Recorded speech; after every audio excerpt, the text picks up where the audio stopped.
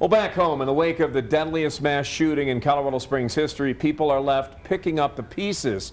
Trauma like that never truly goes away and happens far too often. But there are people who help victims every step of the way toward justice, whose hard at work it's seen by the public. Our Colette Bordelon is live outside the El Paso County Courthouse with a story on what it means to be a victim's advocate. Colette? Yeah, and Rob, as you know, if the walls of the courtrooms behind me could talk, the stories they would tell would stick with most people for years after hearing them. But for victims involved in those cases, that's their whole life. That's why it's so important to have someone there with them. During all the twists and turns of the justice system, it means more than words can say.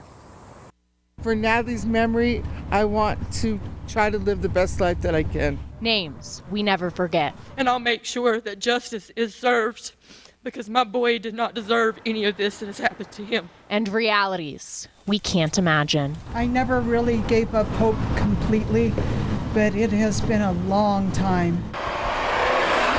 Long roads and journeys that never truly end, all coming together in a courthouse. The court system's overwhelming, it can be frightening, and it's a slow process. One you don't want to go through alone.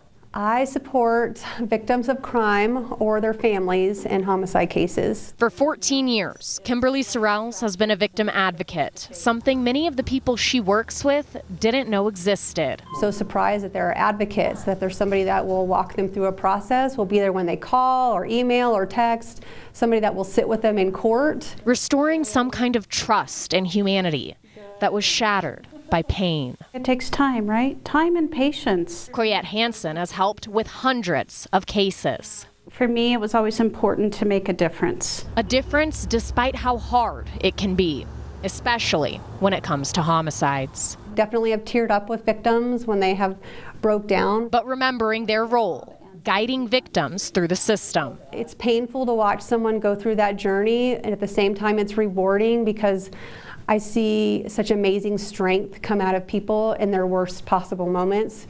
So for me, they help me as much as I help them, if not more. In what's more than just a job, but a way to truly give.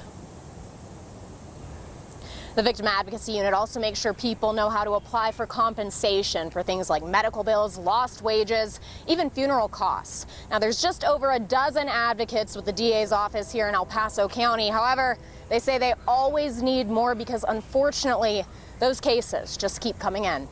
Always watching out for you, El Paso County. Colette Bordelon, News 5.